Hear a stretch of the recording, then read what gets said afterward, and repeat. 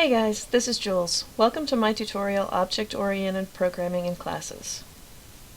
Warning, this video may contain acronyms and/or peanuts. Viewer assumes all responsibility for allergic reactions. Here we are again, and this time we're going to try to make some sense out of object-oriented programming in classes. Object-oriented programming is a mouthful, so let's just call it OOP. First, we need to understand what an object is. We know in the real world an object is a thing, but all we have in coding are a bunch of lines of instructions. Where are the objects? The great news is we've already learned about them. Object is just another way to say chunk of data. The chunk can be as small as a byte holding just one character, or it could be as big as the memory can hold. Integers and floats and strings are objects, and then there are lists and tuples and dictionaries. Anything that a variable can be assigned to is an object. Okay, so all objects are just chunks of data, but the really important thing all these chunks have in common is that they each have specific methods of manipulation. We can multiply and divide integers and floats. We can slice a string. We can append to a list. For each object type, we can create a list of specific things we can do to that type. Now comes the exciting part. The greatest thing about Python and other OOP languages is that we are not limited to just using the objects the designers of these languages gave us. We can actually make our own object types and all the rules for how they behave. Here's where classes come in. Classes are what we use to define a new object type. The class doesn't actually make a new object until we call it and tell it to. It's just a list of instructions. The syntax for creating a class is really simple.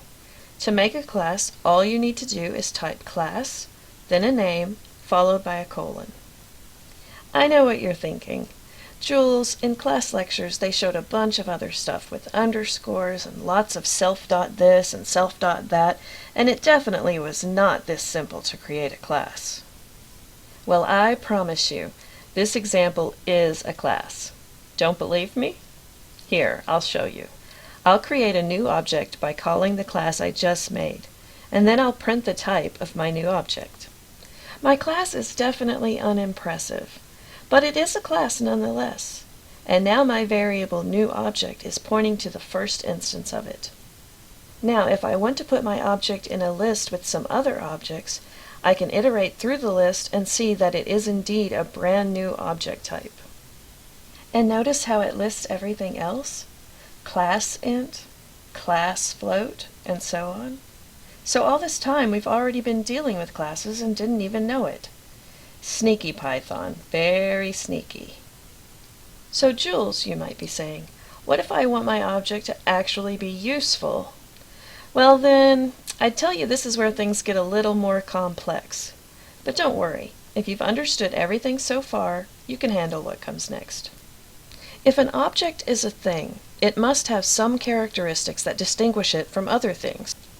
These characteristics are just variables that describe the physical state of the object. But in a class, these variables are not called variables. They are called attributes. When we first make any variable and assign it to an object, we are initializing that variable. In our previous assignments, we actually created a function called init that started off by creating all our variables and setting their values to a start state. So the first instruction we want to give our class is to tell it all the physical attributes of our object when it is initialized. We do this by defining an initialize method. Now, let's say we feel really sorry for Scott this week after he lost the blackjack bet to Joe. So in order to lift his spirits, we are going to create a class called tie that will have the instructions for making tie objects in any color Scott wants. So we start by defining our class and giving it a name. Then we define our init method. Now Jules, you might say, this method looks exactly like a function. You are exactly right. Methods are just functions that are within classes. Okay, back to our init method. The first parameter we have to give it is always self. This tells the method to use this particular instance and only this particular instance when assigning the following attribute. If we didn't put self, the method wouldn't know which object we were referencing. And computers don't usually guess for us when we don't supply the necessary information. Instead, they just tell us we're nuts and spit out errors. Any attributes you want to be decided when the object is created become additional parameters. So for our tie class, we want color to be a parameter. But we probably just want one size of tie. Scott doesn't strike me as the type to show up one day with a tie like this. Since any ties we make will all be the same size, we don't need parameters for that. Now to initialize all these attributes, we have to actually assign them to values. So for the attributes in the parameters, we simply name the attribute self dot whatever name is fitting and assign it to the value of the parameter.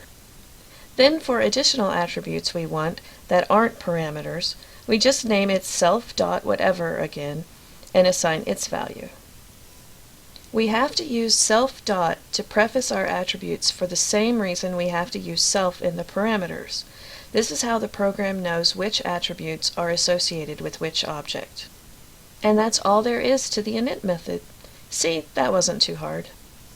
Now that we've created our class and used it to call two instances of our ties, let's print each one. Wait, this looks like there's nothing unique about these two objects. I can hear you already. Jules, I thought each instance would be unique. What's up with this? Well, believe it or not, these are pointing to two separate objects, and the computer, being smarter than us, actually knows the difference between the two. But let's make it easier for us humans to tell. For this, we need a string method. This method is always called whenever a print call is used on the object. So for this method, we again just define it and pass self as the parameter. Then it's just a simple matter of returning whatever string you want to be printed. For our tie class, let's just have it return a simple statement that tells us the color of the tie. Now that we have our initialize and string methods, we are ready to start adding the fun stuff. And what is the fun stuff, you ask? More methods. But these methods will do the really cool stuff, like move our objects or draw them or change them or anything else we can imagine. So we show our tie class to Scott, and he says it's a nice idea, but he'd really like to see the different colored ties. And even better, he'd love it if he could choose the color and then pin the tie to a picture of Joe. Okay, now we know we are definitely going to need a draw method. We also need a drag method so Scott can move the tie onto a picture of Joe. And finally, we need a method to change the color of the tie. First, I add a picture of Joe by loading an image and then drawing it. This picture makes Joe look like he's ready for a tie. Next, we'll add the draw method. Since we already know how to draw something, this shouldn't be too hard. To draw a simple tie, I figure I will need two polygons, one for the knot portion and one for the bottom. I draw a long, narrow rectangle that represents the height and width of my tie. Then I draw a tie within it, making sure the widest part of the tie is as wide as my rectangle. I make a dot at each point of the polygons and letter them A through G. I also make a dot at the center of the rectangle and mark it X, Y. From here I just approximate based on dividing the rectangle in half, fourths, or eighths where each dot is, and I label my diagram with the information. So now I have the formulas for the points of my polygons, but I want to make sure it actually looks like a decent tie. I make a test window with a simple frame. I then add a draw handler and list all my points. I add values for X and Y so it will draw in the middle of the frame, and I add the width and height of my tie rectangle. Then I draw the two polygons with the correct points in them, set the border size to 1, the colors to black outline and white fill, and then cross my fingers. Great, it worked! But my tie is a little too chunky. That is easy to fix though. I just change the width of my tie rectangle and then try again. Much better. Believe it or not, that was the hardest part of writing this method, and that is stuff we've already had experience with. Now I just need to make this work in my class. To do that, I tell the draw handler to draw my instance by assigning the variables a through g and color to the instance draw method and creating the correct draw polygon calls. Then I put my points list in the draw method of my class, making sure to reference the correct attributes. Finally, I add a return statement so that the points and the colors will be returned. Now I test if it works, and indeed it does. Fabulous! Okay, next let's work on the color change method. This is a really simple method to create. Obviously, we need the self parameter, and also the color we want to change to. But we can definitely take color out of the init parameters now, since the tie will begin as white.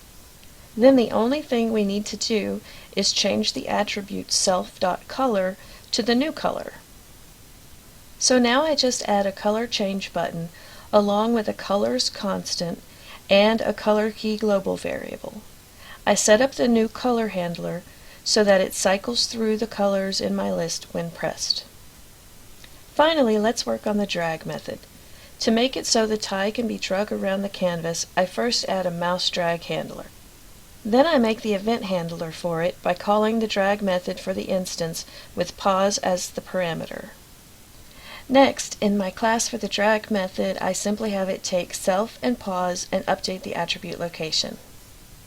Again, I cross my fingers. There, it works! Awesome!